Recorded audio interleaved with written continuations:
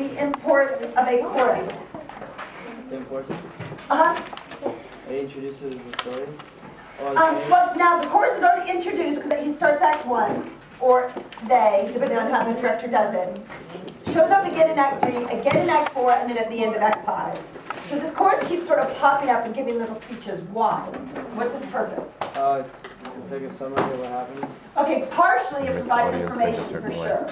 What else does the chorus do? It tells the stupid people what's going on. Yeah? But that's more of the prose. Like, well, and Dr. Scanlons, because he said that some people think the play is condescending, so like that people wouldn't get it, so he had to put the chorus in. But they were more addressing like the comic scenes that reflected what had happened in the more like intellectual way. Yeah, really the other purpose of the chorus is for everyone. It is, and it's that moral instruction. It's the chorus telling us, now you need to watch Faustus, look what decisions he's making, sort of pointing to the audience, saying these are the things you need to focus on in case we're missing it. So it's partly a unifier, but also partly that sort of moral compass for us, giving us this idea about what we should look for. Beginning of Act 3 prologue, Christina, go ahead and read for us, please. We are on page 288, second column, beginning of Act 3. Learned Faustus to find the secrets of astronomy, gathered in the book of Jove's high firmament, did mount him up to scale of his top. We're sitting in a chariot burning bright, drawn by the strength of yoked dragons' necks. He views the clouds, the planets and the stars, the tropic zones and the quarters of the sky, from the bright circle of the horned moon, even to the height of Priam Mobile, and whirling round with this circumference within the concave compass of the pole. From east to west his dragons swiftly glide, and in 8 days did bring him home again. Not long he stayed within his quiet house to rest his bones after his weary toil, but new exploits do hail him out again, and mounted then upon a dragon's back, that with his wings did part the subtle air. He now is gone to prove cosmography, that measures coasts and kingdoms of the earth, and as I guess will first arrive at Rome to see the Pope and manner of his court, and take some part of the Holy Peter's feast, and which this day is highly solemnized. Good. So here the course is giving us information about what Faustus has done with this newfound power. What has he done? Not Punch the Pope. Yeah, he's ridden around on the back of a dragon, and where has he gone? all around. Around the earth, from pole to pole, out into the universe, all the way out to the Prima Mobile. Now, what the Elizabethans believed, when Marlowe was writing, they already believed in the solar-centered universe. But like Adam said, what a controversial sort of shift in thinking. Imagine if you were born into a world where the earth was the center and everything centered around us because we live on this planet, right?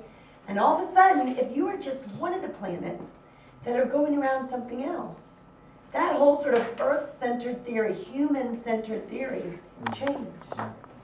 And so now, with a solar-centered, a heliocentered universe, they had to shift their thinking. And the church didn't like that because it sort of just, it was against like their teaching saying that like, basically saying that humans aren't like the best of the best, and that's not what everything's centered on. Absolutely, we're just one of the things that are just in God's plan. The other thing that the Elizabethans believed is in this idea of the primum mobile.